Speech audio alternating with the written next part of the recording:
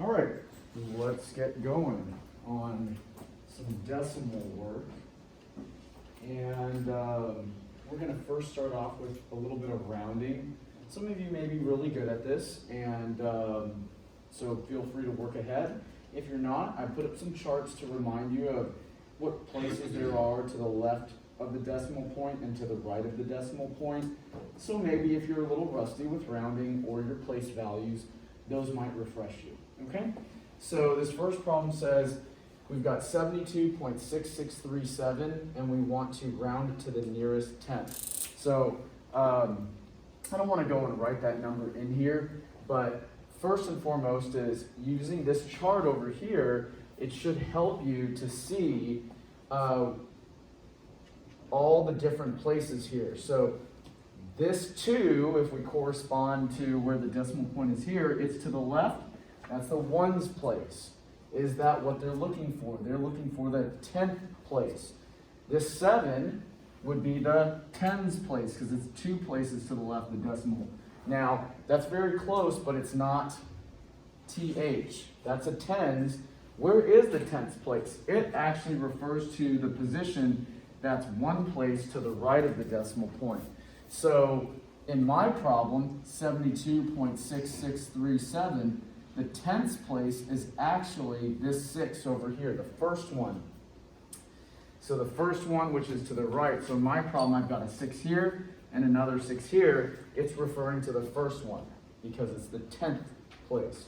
Now, the general rules with rounding say that once you've identified what place you want to round to, more specifically, in this case, the 10th place, then you're going to need to look to the position directly to the right of it. If that number is 5 or larger, then this 6 is going to become a 7. It's going to go up by 1. If it's 4 or less, that 6 is going to stay the same. Well, since this 6 is 5 or greater, that means it's going to change this 6 to a 7, and so your answer is going to be 72.7. You wouldn't write out anything else to the right of the place that you were rounding to. All right, for most of you, this is going to be review. Others of you, it might be something that you have to kind of get the cobwebs out and kind of relearn a little bit, and that's okay. Any questions about that at all? You guys got your number 1 done? Anybody want me to do yours? Let me know. Okay, let's go on to the next one. All right, so this next problem also rounds to the nearest tenth. I've got the number 0.4798. Remember that step number 1 is to identify which position you're rounding to. Well, again, mine is the 10th, so that would mean that this is this 4. That's step 1. The 4 is what we're rounding to. It's in the 10th place. So then once you've done that, then step 2 is to look immediately to the right of that spot that you're rounding to. And if that value to the right of it is 5 or larger, then your number that you were rounding to is going to go up. If the number to the right of it is 4 or less, then you're going to stay the same. Well, my 7 is enough to bump this up 1, so it's going to become 0.5. There's my answer, and you do not write anything else. Okay, any questions about that at all? We all right? Anybody want me to do theirs? Okay, next. All right, round to the nearest hundredth. So we have a new one, and so I've got 0.899 rounding to the nearest hundredth. Well, you will notice here that the hundredths place is where? It's not the hundreds. You got to pay really close attention to how that word ends. It's the hundredths place. So what they're looking for in this problem is 2 places to the right of the decimal. So 2 places to the right of the decimal means that we're rounding to that 9 right there. And that means that the number directly to the right of it, which so happens to be another 9, is going to help us make our rounding decision. Because that number to the right of this one in our hundredths place is 5 or larger, that means this one is going to go up by 1. Well, what happens if you're already at 9? Well, it's going to bump it to a 10, makes it a 0, which is going to bump the next one up by 1. And in a chain reaction fashion, everybody moves up. Okay? That may be very familiar to you. No big deal. So in the event that you have a 9 and it gets rounded up, it's going to create a chain reaction and bump everything up to the right of it. Okay? All right, and so there it is. Now, you wouldn't write anything else. What's also acceptable in this case? You could actually write it as 0.9 as well. Anytime there's a 0 in the decimal zone, you don't necessarily have to write it. So either one of those is good. Let's see if they take 0.90. And they do. So you can put 0.90. That's okay. This is the cleaner version of it, whatever you want to do. Got it? Okay. All right. Let's go to the next one. So I've got the number 4.48224, and they say to round it to the nearest thousandth. Now, you need to pay very close attention again to what they're asking for. Are they asking for the nearest thousand? No. That little th at the very end turns it from looking for this position into looking for this one. Okay, now this 1/1000th is not really necessary. So if they say thousandths, they're really actually referring to this spot. 1/1000th, it's the same thing. This is kind of not very common to say, but they, for whatever reason in this chart, put it on there. So if they just say thousandths, then what you're really looking for is this position, which is 1, 2, 3 places to the right of the decimal. So 1, 2, 3, this one, this number right here, this first 2 is in your thousandths place. That's what you're going to round to. Then, the one directly to the right of it, which again just so happens to be another 2, you have a lot of duplicates going on, that's just a coincidence. That is going to help us make the decision. Now, of course, since this is 4 or less, that means nothing is going to change to the left of it. This 2 is not going to get bumped up because this is 4 or less. Nothing else to be written. Makes sense? Any questions about what I just did there?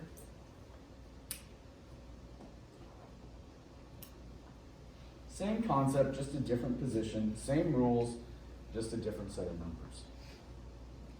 Any questions at all? Do you want me to do theirs? Doing okay?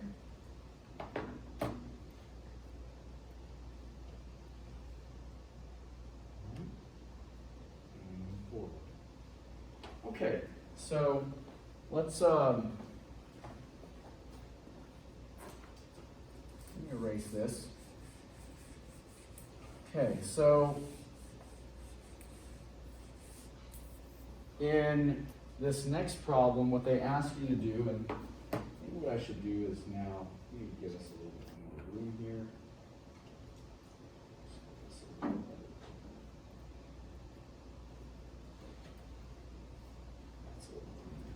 Okay, so it says round the money amount to the nearest cent. Now, I've got 7.996, so 7.996, 7.996.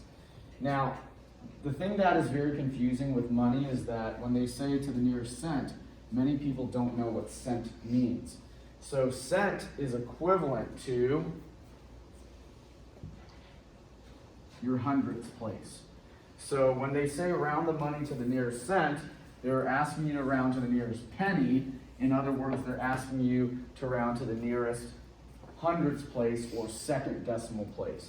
So that's really the only thing that would hold somebody back, is not knowing that cent is referring to the hundredth place. Once you know that, it's pretty easy, and you just treat it just like the other problems. Look directly to the right. And so 6 is indeed bigger than or 5 or more. That's going to bump this 9 to a 0. Well, it just so happens and it causes another chain reaction. Bumps this 9 to a 0 and bumps this 7 to an 8. So the result of rounding to the nearest cent means as a result of the chain reaction of rolling one up and up, because we have two nines here, it ends up rounding up to $8. Now, which one should you choose? Well, technically, this is right as well. I mean, this is right, but technically that is really the correct answer. Because when they say round to the nearest cent, they really want you to show down to that position, even if it ends up being a zero. So while $8 is true, if they specifically ask you to round to the nearest cent, they want your answer to show what happens in that position. Everybody got that? Okay, any questions about that at all? So that's a little bit of a tricky problem, but it's mostly language and understanding that specifically what they're looking for. Okay, all right, next. All right, round to the nearest dollar. So if they ask you to round to the nearest dollar, dollar is asking you to round to the nearest ones place. So again, it's about understanding context and the equivalent of that. So if I've got $299.92, $299.92, rounding to the nearest dollar means that this position, that specific nine, that's sandwiched in between the other two nines, that's the one that you're rounding to, which means that this 9 right here is the one that's going to impact your rounding, or that position will. Now, because this is a 9, 5 or larger, it's going to cause this to bump to a 0, causing a chain reaction in this case because it's also a 9, which bumps that 2 up 1 to a 0, which is going to bump that 2 to a 3. So now the question is, what's the answer? Well, they said round to the nearest 1, so that's it. You don't have to write anything else after that. Why don't you write the decimal point after? Because again, you're going to cut the problem off at the spot where they wanted you to round to. This problem, the previous problem, we show the 0, 0 because that's what they asked us to round to, the cent. This one stops right here because they asked to round the nearest dollar, which is essentially the ones place. That explains why you cut it off at certain spots. You don't want to include these other parts after because nobody asked for the cents on this, okay? So 300 is technically the correct answer here, and not 300, 0, 0. Because if it was 300, 0, 0, again, that means that they'd be asking to round to the nearest cent, and that's not true here, okay? A lot of little subtleties in this section that can really throw off a student. So hopefully that explains it for you guys. Any questions about that? Great, let's move on. Okay. All right, so let's see here. Find the record-winning speed of the 500 auto race and land speed record rounded to the nearest tenth. All right, so which is the record-winning speed of the 500 auto race rounded to the nearest tenth? Well, first we got to figure out the 500 auto race. That's this one. And then here's the number that they're referring to, right? And they want us to do what? Round it to the nearest tenth. Well, we know the nearest tenth is this one right here, right? So the nearest tenth is the place directly to the right of the decimal point, which means that if we're going again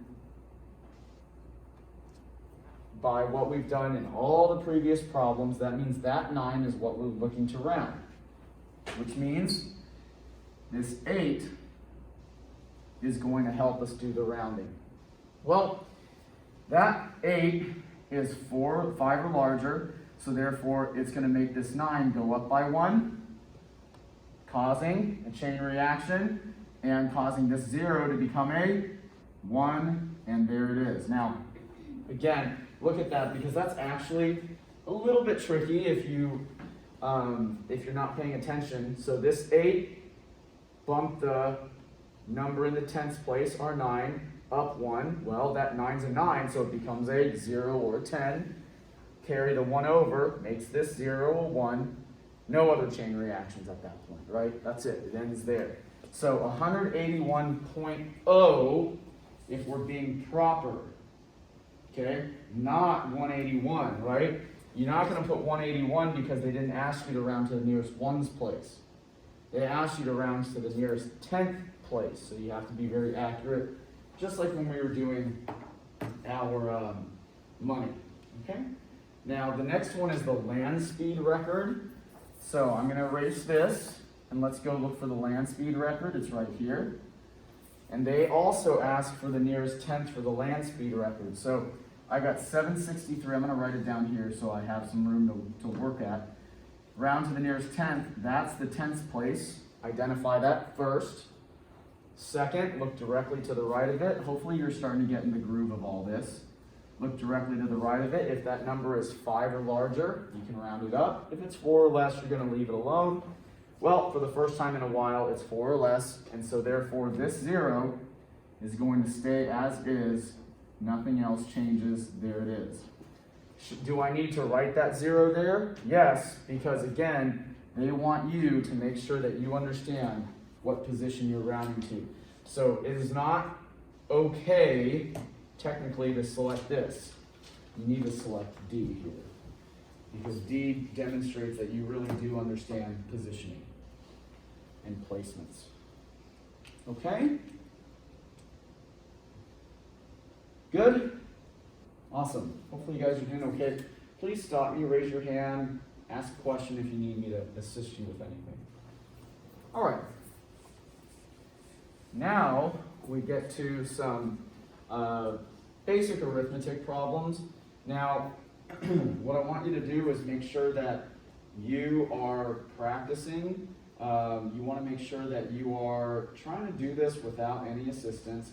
Now, I'm going to get rid of this because I think that at this point we've had enough practice, and in the event that it comes back where we need to do some rounding, you've had enough practice to deal with that. So I'm actually going to get rid of that, okay? And then come back to here and get to work, okay? So what I have here is 446, and I'm going to do some of these, but I'm not going to do all of them because, frankly, this is going to get a little bit tedious. And there are so many YouTube videos on adding and subtracting decimals that I'm just going to be another one in about 200, 300 videos that do the same thing. So I'm going to show you a few of them. I'm not going to go overboard with giving you examples on how to add and subtract decimals, okay? So first and foremost, when you're adding and subtracting with decimals, the first thing you need to do is preserve the decimal point. Wherever the decimal point is, it stays there, period. So make sure you preserve the decimal point. Now maybe make a little key over here when you add and subtract, some basic rules, okay? These basic rules are: number 1, preserve the decimal point. Wherever it starts, that's where it finishes, okay? So that's the first thing you need to know. From there, add away. Take a look. 6 and 3 is 9. 9 and 9 is 18. If you are weak with your addition and subtraction, then that's just something that you're going to have to polish on, okay? At this point, I'm probably not going to spend time teaching addition, subtraction. You can probably handle it or watch a bunch of videos. It's not too bad, and most of you are probably pretty good at this. 1 and 4 is 5. 5 and 8 is 13. 13 and 4 is 17. Now, I don't expect you guys to add as quickly as I am. It's not that big of a deal. You don't have to be that fast. I'm just doing it a little bit faster just to kind of move through these problems. Okay, let's add the next column. 1 and 4 is 5. 5 and 0 is 5. 5 and 8 is 13. 1 and 8 is 9, and there's our answer. 93, 78. I'm not going to put it in there. I know it's probably right. Okay? You guys got it? You're doing okay? Like I said, I don't want to do a bunch of these. And maybe another tip is to work right to left, right? We worked right to left. You don't want to work left to right. You want to work right to left by column. There you go. Okay, next. All right, so number 9 is a valuable problem to set up only because they've laid it out horizontally. Why is this problem so valuable? Because it tests your understanding of preserving the decimal point. If you don't know about preserving the decimal point, then you're going to set this up incorrectly and potentially get the problem wrong. Let's look at this, 0.29. All right, wrote that down. 3. You have to know your place values to do this correctly. 3 is a whole number, so it's like 3.00. Make sense? Okay? Then 5.2. 5.2, and if you want, throw another 0 in there. That doesn't hurt anything. And they're all being added together. So notice how in all of that, I preserved the decimal point. Okay? Then just work right to left. 9 plus 0 is 9. 2 plus 0 plus 2 is 4. Preserve the decimal point. 0, 3, 5 is 8. There's your answer. Okay. Questions about that at all? Good? Okay, let's go do the subtraction. Subtraction, I think, is a little bit more difficult, and I don't blame you if you struggle a little bit with it. Now look what I did here with my problem. First and foremost, I understood that I preserved the decimal point. When you go do addition subtraction and you set it up, you make sure all of your decimal points are lined up. Okay, that's what I mean by preserve the decimal point. Then from there, it's subtraction. Now, if you're not strong at subtraction, I recommend that you go and watch some videos on it. Again, like I said, there's probably 200-300 videos on subtracting numbers. So 5, 7. There's not enough here to do the subtraction, so I'm going to need to borrow. I can't borrow from the 0 because the 0 has nothing to give. But I can move one step over and borrow from the 7, which is going to make it a 6. Work my way back. That's going to make the 0 a 10. You know what I'm going to do? So that just in case people are watching along, I'm going to open up some space here. That way, if you want to just do a quick review of subtraction, it's there. Okay, let's do that again. I borrowed from the 7. It became a 6. I lended a 1 over to the 10. But I'm not done there. I got to go over and give it to the 5. So that 10 is going to become a 9. And that 5 is going to become a 15. Okay, now I can do the subtraction. 15 minus 7 is 8. Preserve the decimal point. Maintain the positioning of it. 9 minus 0 is 9. 6 minus nothing here is 6. And so there's the answer. Okay? I certainly think that decimal subtraction is tricky. It's not an easy thing to do. And I don't blame you if you're struggling with it a little bit. Like I said, if you're struggling with it a little bit, look up a video. Literally, look up the title of this section, Adding and Subtracting with Decimals. Okay? All right, now, this is where some wording starts to become an issue. I am not going to do the actual subtraction for you. I'm going to just do the setup. 0.8 less 0.652. That's like saying 0.8 minus 0.652. Line them up, and that's the setup. Make sense? That's it. So when they say 0.8 less 0.652, they're saying put 0.8 on top, then subtract 0.652 from it. Got it? Okay. Be aware that this is what that translates to. I don't want to do the subtraction. You guys can do that. All right?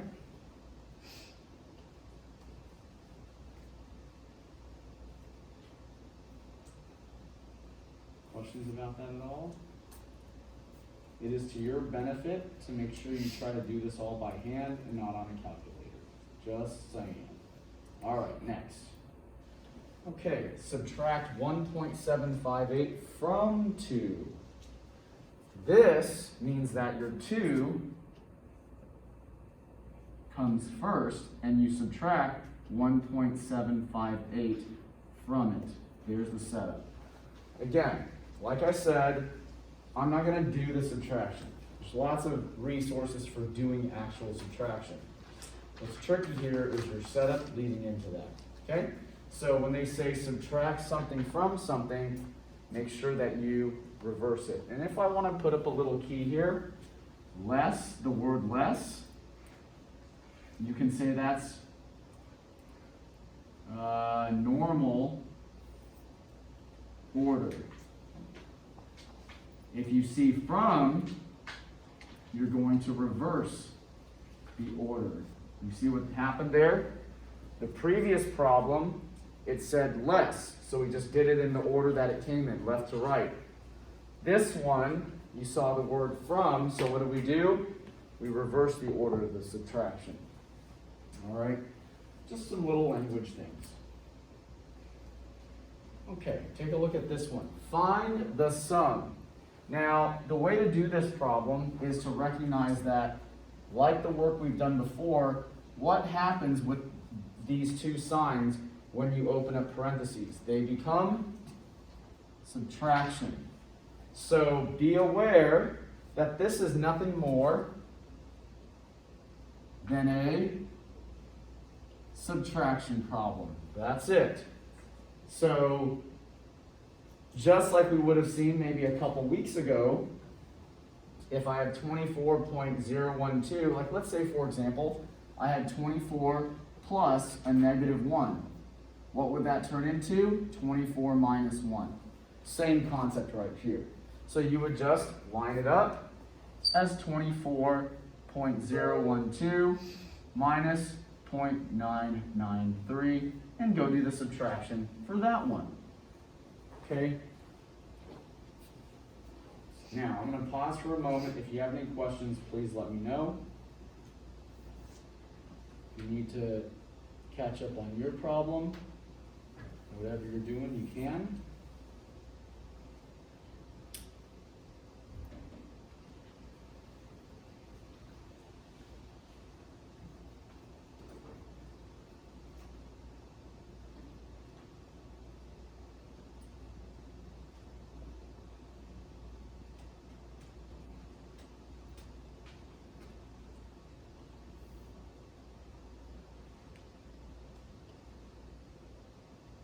Any questions at all? All right, let's keep on rolling. Now, let's take a look at this one. These are actually a little bit trickier. If you use a calculator, this could turn into a problem for you because you will, in the event that you have to do it by hand, you are going to struggle just a little bit. Let me ask you something. Let's just keep simplifying this a little bit. Let's say we had the problem -9 plus a -3. What did I do there? I basically cut off the decimals just to illustrate something for you, right? So if I had this problem before, this would turn into what? -9 minus 3. Right? From your first test. And we know that this problem, in this case, you would just add these two together and make the answer negative. So this would end up being a -12 because -9 minus 3 is -12. And that's the same concept here. You have to know that ultimately what this problem is -9.7 minus 3.39 when you open up parentheses. Which means that really, truly, what you're doing is you are actually doing you are actually doing an addition problem, and then at the very end, whatever this results in, you need to make the answer negative. This is a really tricky problem, and you won't always have a calculator to help you. So you do need to understand the general framework for this. And that general framework comes from this example right here. If I had -9 plus a -3, it would turn into -9 minus 3, which is -12. I spend $9, I spend 3 more, I've spent $12. So the same concept is there. I just added 9 and 3 to find out how much I spent in total and make sure I note that it's spending. Same concept here. I'm spending $9.70. I'm spending $3.39 to find out how much I spent in total. I add it together. But I need to make sure at the very end of it I make my answer negative because I know that I need to note that this is spending. Spending. So pay very close attention to that. This is a very hard problem if you don't have mastery of your positives and negatives. If you're using a calculator to get through this homework assignment, you're going to miss learning that skill. Okay? So I highly encourage you to take your time to learn that. I can't force you to, especially during our COVID time. I can certainly strongly encourage you to do that. Okay? All right, we're good? Hopefully you understand where I was coming from there. All right, let's take a look at this one. These are all very tricky subtractions. And if you struggle with the subtraction, then I don't blame you. It's actually hard. Because when they throw in decimals, it just complicates things immensely. Let's look at this one real quick. Let's pretend that this 0.7 is like a 1, okay? And let's pretend that negative 7.31 is like negative 7. You guys with me so far? That 0.7 is like a 1, and that negative 7.31 is like a negative 7. If I gave you that problem a month ago, you would have done what? You would have said, okay, I need to subtract these two numbers, and I need to make this negative because the bigger number is negative. I have $1. I spend $7. That means I'm in debt by $6. Everybody with me so far? In other words, what you need to actually do is reverse the order, seeing that the negative number is bigger, do the subtraction, and then at the very end, make your answer negative. This is really hard. And again, I don't blame you guys if you get it wrong. It's actually a very tricky problem. So just look at that example here. Again, let's parallel them. 0.7 minus 7.31. That's what we have here. Look at the parallel. I made the 0.7 a positive 1. I made the negative 7.31 a negative 7. My answer for both of them is going to end up being negative because the negative number is bigger than the positive number. I have 70 cents in my pocket. I spend $7.31. I'm going to be owing some money. How much money do I owe? Simply subtract the two to find out. Simply subtract the two to find out how much money I owe. You see the parallel? It's really, really tricky. Again, I don't blame you if you get it wrong, but I'm hoping that you'll re-watch this video, think carefully, hopefully avoid using a calculator, and practice this a little bit more. Okay? All right, next. Okay.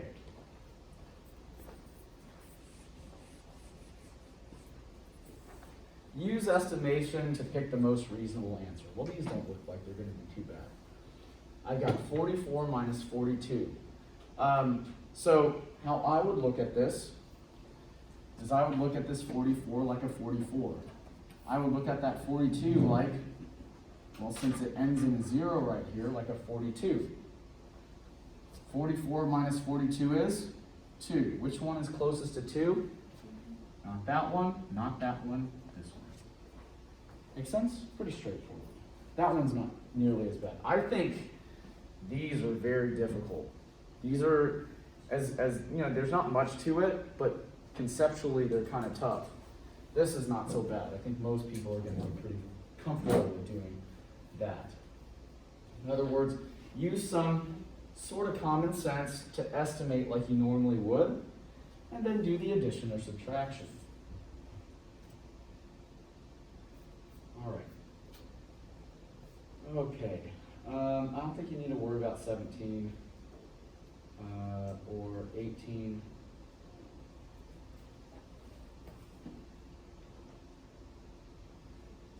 Let's do this one real quick, just so that you guys can see it. Those bigger numbers I'm not worried about doing. We hit the main topics, but I do want to do this little one right here. Okay? Find the length of the dashed line in the rectangle. If we know that this part right here is 0.84, this part is 0.5, we know that the total length is 3. What would we need to do? Subtract these 2 from that. Everybody agree? Okay. So one way to do it is you could add these 2 together first. So if you add these 2 together, 0.84 plus 0.50, that gives you 1.34. So together, these are 1.34 centimeters. How could I figure out this part right here? Easy. 3 minus 1.34. Isn't that true? Won't this answer be whatever that is? Yeah? Makes sense? Okay, I'm not going to go and finish the problem, but you guys get the idea. I mean, it's pretty straightforward. You can look at it. It's a small enough problem. I figured I'd just throw that out there as an application. No big deal. The other 2 I'm not stressed about. You can do them if you want. They're not that bad, but it's not a big deal.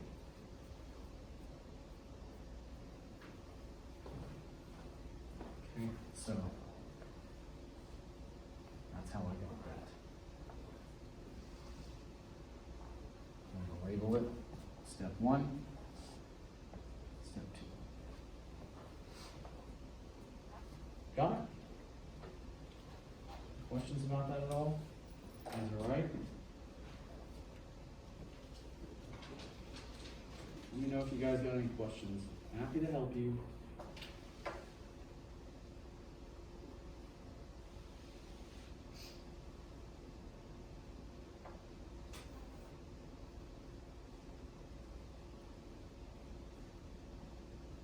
This number 20 is the same concept.